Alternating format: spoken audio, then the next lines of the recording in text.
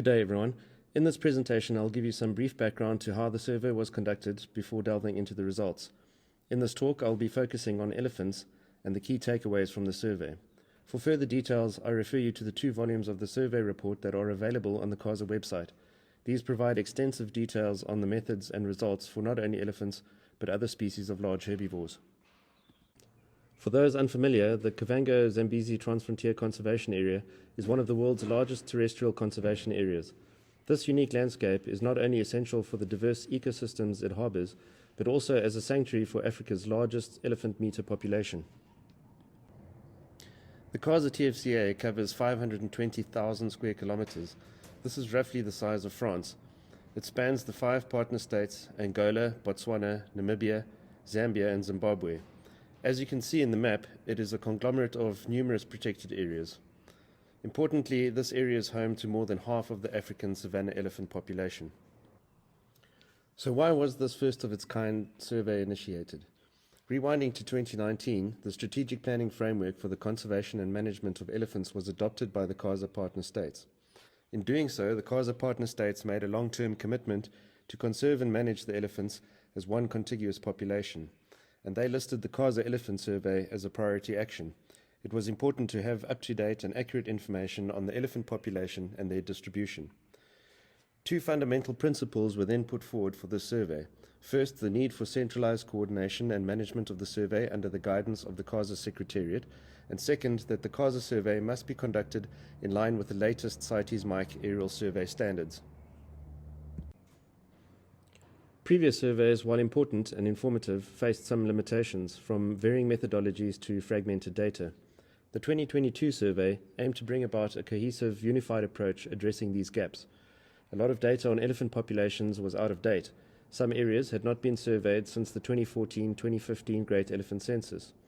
Surveys have typically been done across the region as independent in-country exercises, often in different years and using different methods.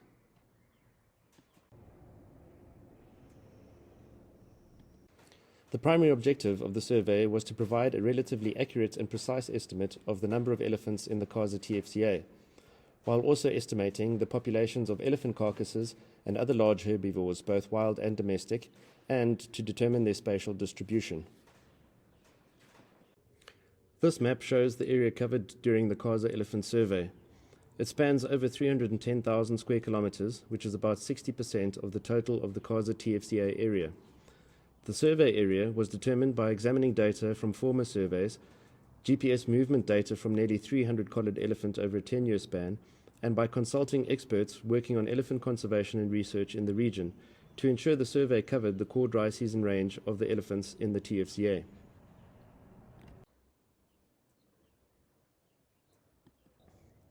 It is the first time the elephant population across the whole KAZA TFCA was assessed in one swoop. This scale is very important for long-term conservation planning. This was done using the same standards and methods across all survey teams, using the same high-quality equipment. The survey was synchronized in areas of known elephant transboundary movement, and the survey was centrally coordinated and brought together expertise from the 5 partner states, the private sector, NGOs, and international supporters. So how did we go about conducting the survey to ensure scientific rigor and a quality outcome? We used the systematic transect sampling method in most of the KAZA TFCA. In areas with rugged topography, we employed stratified block sampling. That was in 2 strata in the Sabungwe region on the mountainous Zambezi escarpment. This approach is consistent with recent surveys, including the Great Elephant Census in 2014-2015 and recent surveys in Namibia. We had to standardize methods and procedures throughout the survey and across multiple crews. The staff selected to participate in data collection, that is the pilots and the rear seat observers, all had to meet various minimum criteria. Observers also underwent training and selection, and we sourced and supplied the teams with the same high-quality survey equipment.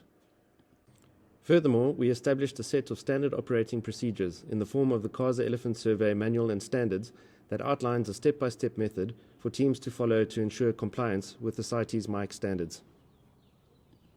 To ensure that qualified personnel participated in the survey, we conducted a training and evaluation workshop prior to the launch of the survey. This workshop recruited rear seat observers nominated by the partner states and ensured they met the minimum standards required for the survey. There were more than 70 attendees, and we selected 12 of the top-performing rear seat observers. The partner states personnel made up over 50% of the 47-person field team comprising contractors, survey biologists, observers, data managers, and operations room technicians. Thanks to their contributions, we had a competent and qualified team for the duration of the survey. In Kasane, Botswana, we established an operations room led by Elsa Bussier, the Wild Sense Science and Technology Manager, along with her team of 6 data analysts from the partner states. They put in place real-time aircraft tracking and safety systems that provided location updates of the field teams every 2 minutes. This was all monitored on the Earth Ranger cloud-based domain awareness system. Two-way communication with the teams was facilitated through the Garmin InReach satellite trackers. The operations room also functioned as a data hub, where the analysts centralized, organized, and archived incoming field data. They meticulously scanned, cleaned, corrected, and prepared the data before initiating the preliminary stages of analysis to ensure daily quality assurance, which was crucial to ensure the integrity of the survey and its outcomes. This is an example of the quality checks that were performed on a daily basis following a flight. Here in the top panel, we see the flight route in red, which is overlaid on the pilot's GPS track in black. We can see that this was very well flown with no deviations. In the second panel, we assess how well pilots have maintained speed and height above ground while on transect. You can see the tolerance limits shown in red on the graph, and that this was again very well flown with acceptable deviations in height and speed, which can be very difficult to control if in windy or hot and bumpy conditions. Finally, we also assessed the performance of the rear seat observers, making pairwise comparisons of the number of observations made. This allowed for early detection of issues and corrective actions to be implemented. The KAZA Elephant Survey was a testament to transboundary cooperation, with Angola, Botswana, Namibia, Zambia, and Zimbabwe all participating in every stage, from planning to execution and data analysis. Over 50% of field personnel were from these partner states, ensuring local expertise and investment in the survey's success. The operations room hosted 6 data analysts from these states, playing a central role in real-time data processing and validation. The survey's findings were independently reviewed by experts nominated by the IUCN's African Elephant Specialist Group and validated by ecologists from each partner state, ensuring scientific accuracy and regional approval.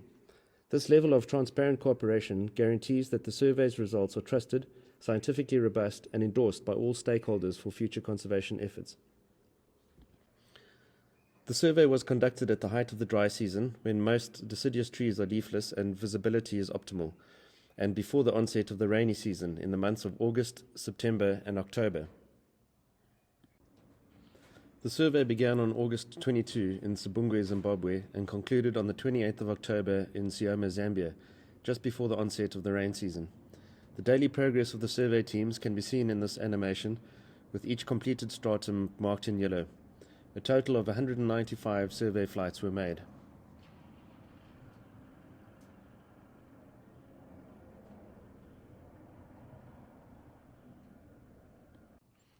Here are some statistics that hopefully give you an appreciation of the scale of the survey. The survey covered over 310,000 square kilometers, with the teams flying 2,404 transects spanning nearly 70,000 kilometers. 195 flights were made using 7 aircraft over the 2 months from 16 survey bases scattered across the region. 47 field staff were involved in data collection. The rear seat observers made over 26,000 observations, counting over 200,000 individual animals. In the following section, we present the key findings, focusing on the elephant population estimates. The survey also provided population estimates for other large herbivores, both wild and domestic, and these findings are presented in detail in the 2 volumes of the survey report. This map presents a proportional symbol map of the elephant observations recorded during the survey, showing their distribution. The area in grey is the survey coverage, while each blue dot shows an elephant or group of elephants observed. The KAZA-wide elephant population was estimated to be 227,900 elephants, with the 95% confidence limits being plus minus 16,743 or plus minus 7%. In Botswana, we estimated 131,909 elephants, and this is 58% of the KAZA total. In Namibia, we estimated 21,090 elephants, which is 9% of the KAZA total. In Angola, 5,983 elephants, which is 3% of the KAZA total. In Zambia, 3,840 elephants, which is 2% of the total. And finally, in Zimbabwe, we estimated 65,028 elephants, which is 29% of the KAZA total. This table presents the results from the KAZA survey alongside the data from the 2016 African Elephant Status Report. We urge readers to apply caution when comparing these two data sets because of differences in methodology across former surveys, but also due to the overlapping confidence intervals that are not shown here. We refer you to the survey report for more detail. Furthermore, the figures shown here are the results from the systematic reconnaissance flights only, and in Sioma, Zambia, we found a significant number of elephants that were outside the survey area. This is a photograph of over 500 elephants in a single herd found just north of the survey area in Sioma, Zambia during a reconnaissance flight. The elephants here have proven difficult to count in former surveys since they have the habit of staying tightly bunched in a big group and can be easily missed during sample surveys. Including this herd in Zambia's total, we get to 4,392 elephants. This table presents the elephants counted during 3 reconnaissance flights. These flights were conducted to search for elephants in areas outside of the planned survey area. Here we see the big herd in Sioma, Zambia, where 508 were counted in a single herd and a further 44 that were counted in 3 bull groups. During the survey, we also recorded elephant carcasses and classified the carcasses according to the 4 stages of decomposition. Again, the map shows the distribution of the carcasses observed during the survey, with the symbols being proportional to group size. We estimated a total of 26,641 elephant carcasses in the survey area. This equates to a carcass ratio of 10.47%. This may be indicative of a high level of mortality and warrants further investigation as an early warning sign to population health. This high carcass ratio is likely due to a combination of several factors such as habitat loss, human-elephant conflict, poaching, disease, and other natural causes. The majority of the carcasses were of the old and very old category, while only 4% were fresh and recent carcasses. Overall, the elephant population appears to be stable when compared with earlier results. Nevertheless, there are variations in population dynamics throughout the KAZA TFCA. Some areas have high carcass ratios, suggesting increased mortality. This situation calls for a more in-depth examination and analysis of the factors contributing to this elevated mortality rate. The survey data, alongside ongoing work on fences and connectivity, lays a solid base for shaping effective conservation policies and management practices. It highlights the need to address the interplay between human and livestock presence and elephant habitats. As we chart the course for conservation in KAZA, a landscape approach that integrates transboundary cooperation is critical. The shared goal is the enduring survival of elephants and the health of our ecosystems. The following 2 slides illustrate 2 of the most important takeaways from this survey. This map shows elephant distribution, the blue dots, in relation to human settlements, shown in red, and the presence of livestock in black. We can see a clear spatial segregation between elephants and human livestock presence. It underscores the importance of integrated landscape management that considers the needs and behaviors of elephants alongside human development and livestock management to ensure sustainable coexistence. It highlights the importance of creating buffer zones and designated wildlife corridors to prevent conflict and promote coexistence and to ensure connectivity across the landscape into the future. This map shows the relative proportion of wildlife and livestock in each of the strata surveyed. The color gradient ranges from dark green, where only wildlife are present, through to dark orange, where only livestock are present. It provides a visual aid to illustrate the areas that are dominated by human activity, that are no longer suitable for wildlife, and thus provides insight into habitat fragmentation. Again, it highlights the importance of landscape planning and management to ensure habitat connectivity.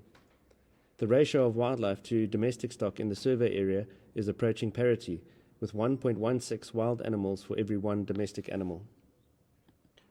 Let's highlight some of the achievements of this survey. Firstly, we achieved a precise population estimate for elephants, hitting our target of less than 10% percentage relative precision. and provided an unprecedented, contiguous view of elephant populations and distribution across the landscape. This work has not only set a new baseline for elephants, but also for other species, enriching our ecological understanding. Our standardized, synchronized, and coordinated approach sets a new standard for wildlife surveys and provides a comprehensive database for conservation and research. Finally, the survey strengthened international cooperation among the partner states and developed further capacity amongst the wildlife researchers involved. This survey was more than just an elephant count. It was an ambitious regional initiative to bolster conservation through a landscape approach. Executing such a pioneering exercise was no small feat. It demanded starting from scratch, coordinating logistics across an unprecedented scale within a tight timeline and budget, while standardizing methods across 5 countries, each with its own unique administrative landscape. Despite these complexities, the KAZA Elephant Survey has been a success. We adhered to the design and standardized methods throughout the project. Our approach was dynamic, with ongoing critical reviews of performance to ensure a robust outcome. We have documented every step, sharing extensive information on the challenges and successes to ensure transparency and to facilitate future initiatives. In short, the KAZA Elephant Survey has not only met its immediate goals, but also set a precedent for future aerial surveys.